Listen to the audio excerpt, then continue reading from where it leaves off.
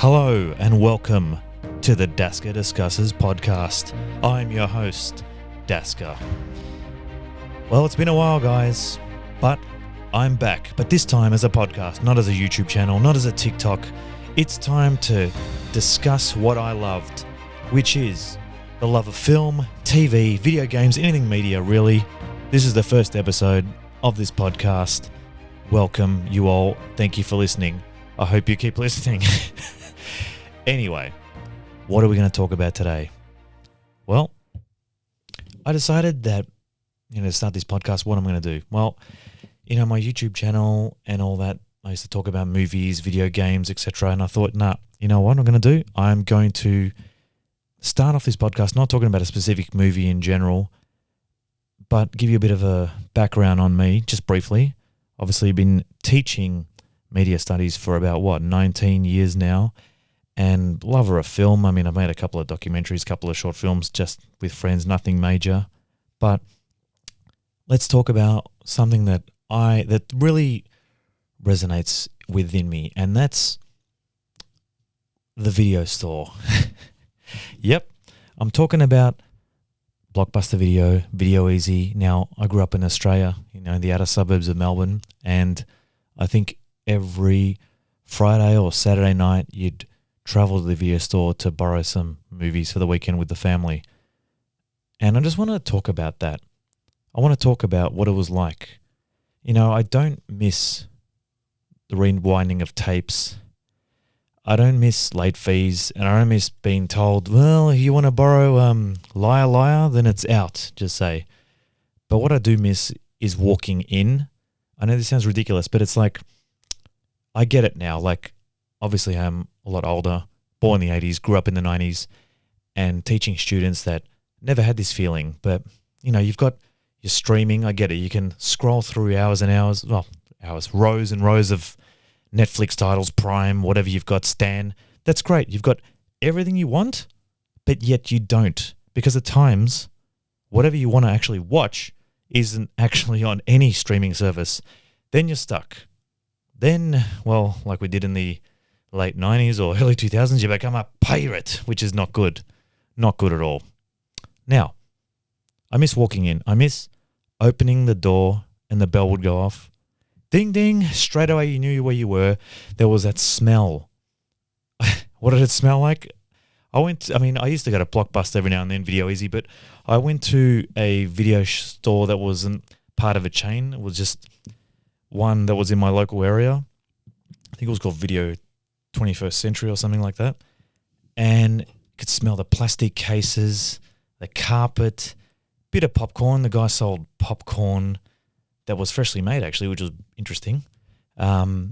Dusty. The lighting wasn't great, but it didn't really matter. And it was quite small. It was like the size of like a standard, I don't know, you take a hairdressing shop like that, but it was very cramped rows and rows of tapes. Now, before you even chose the movie, something had already started. You weren't watching, there was a TV in the corner playing trailers and all that. We were anticipating what we were going to borrow.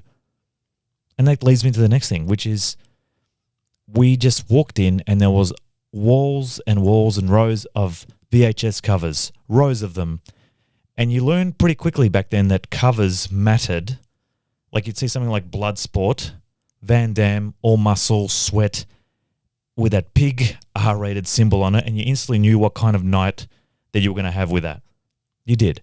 Come on, man. I mean, seriously, martial arts films back in the day were epic, man. Bloodsport, Kickboxer, Enter the Dragon, Fist of Fury, even Steven Seagal stuff was all right. Jackie Chan stuff was amazing. And I'm talking about random B-grade ones like No Retreat, No Surrender.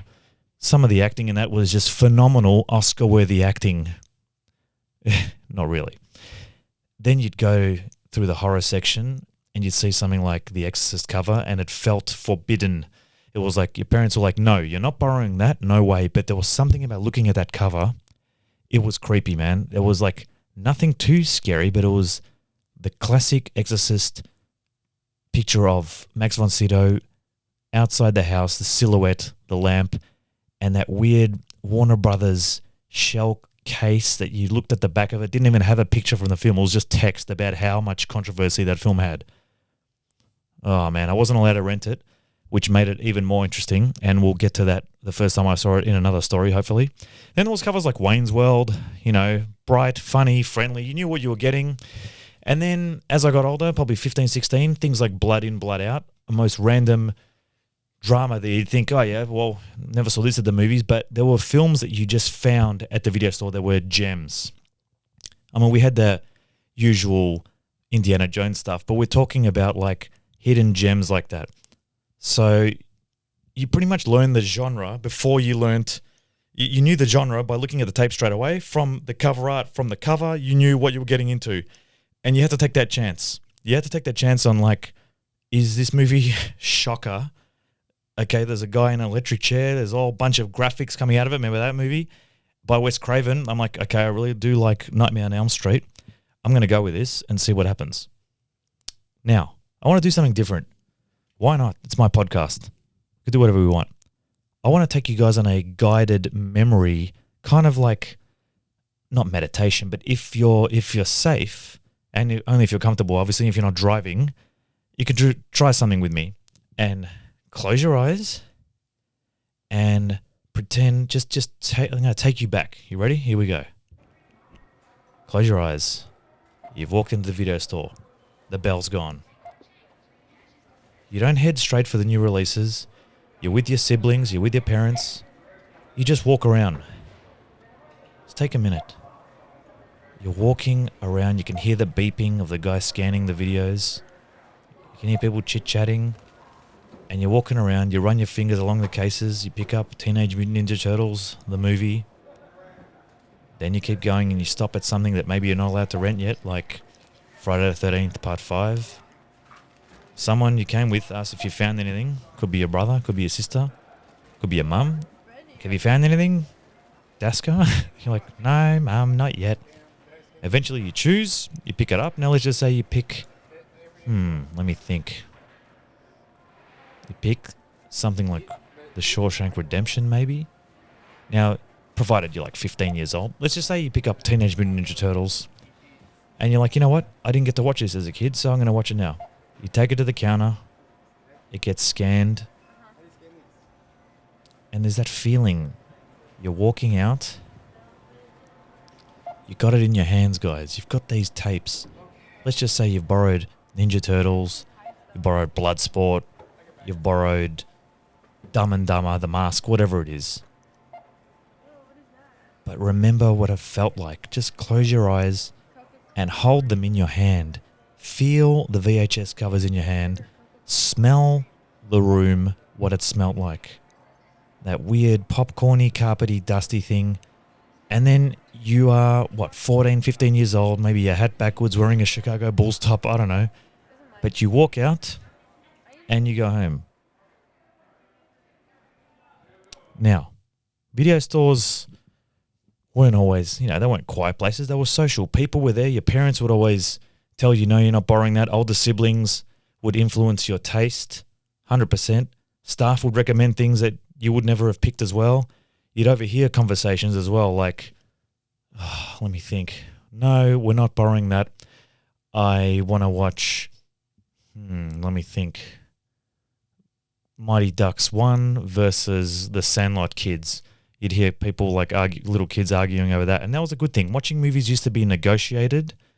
You talk about it with someone. You had to actually pay and borrow the tape itself, obviously, to go home, put it in the VHS and watch it. But it wasn't like just clicking. You can always turn off a streaming service when you're not happy with it. You can be like, you know what, I want to watch this. But if you put in Back to the Future 3 and 20 minutes in, you're like, no, I'm not enjoying this. What are you going to do?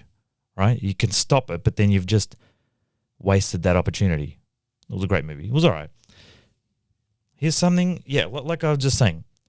It was commitment. You picked one movie, and because you picked it, you watched it. Even if it started slow, even if it wasn't what you expected, you didn't just abandon it like we do now. We just turn things off, like watching, for example, I don't know, a couple of years ago, Uncut Gems with friends.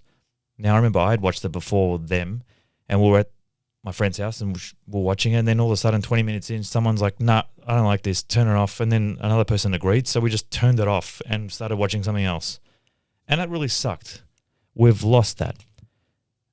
What I think, in the end, what we lost, we didn't lose access to film, right? We've got a wide range right now of whatever we want. We do. You can sit there on the couch and scroll through. We lost what we did lose. We lost our patience, and we lost that commitment of sticking with something.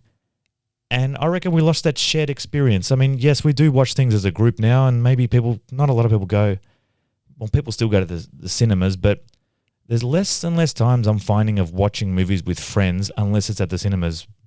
Now, life does change, and streaming does give us convenience, and we can talk about things the next day at work about, oh, did you watch this? Did you watch that? I get it, but it was just a lot of fun back when you were a kid, and you'd have all your friends over, or even like family, cousins, whatever. You'd be like, oh, cool, guess what? We're borrowing Jurassic Park 2 or something, and you'd sit there and you watch it all together. Now, the video store didn't make movies better. It made watching better. And this podcast, like I said, isn't about going backwards and about, putting my nose up to modern streaming services and being like, it used to be so much better back then. No, it's about how I remember, or how we remembered how movies once fit into our lives. It was about that whole, from start to finish. You could say, a movie's got multiple stages. We've got development, pre-production, production, post-production, distribution. We teach that. But borrowing a film was the same kind of thing. It's like, okay, we're going to go to the video shop.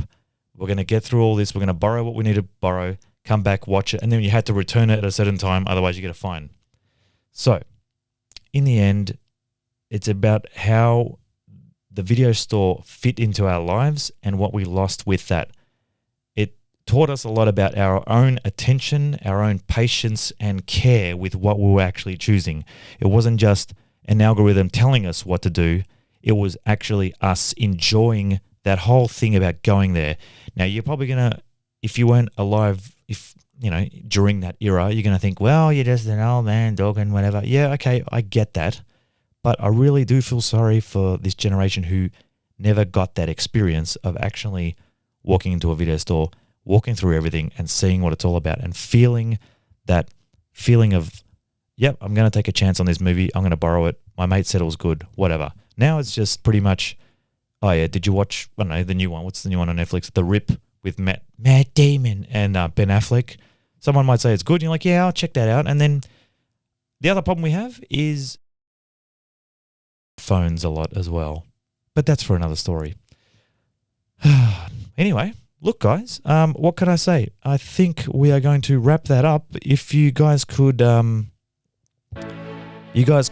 please follow, if that's what you do on Spotify or Apple Play or whatever they want to call it. Hope you've enjoyed this. It's been fun to do it. Next time, well, yeah, like I said, please leave me a follow and rate me on the reviews. But yeah, I just want to say thank you for listening. And next time, we'll talk about a film that changed how I understand cinema. Thanks for listening. This has been Daska Discusses. Catch you later. Boom.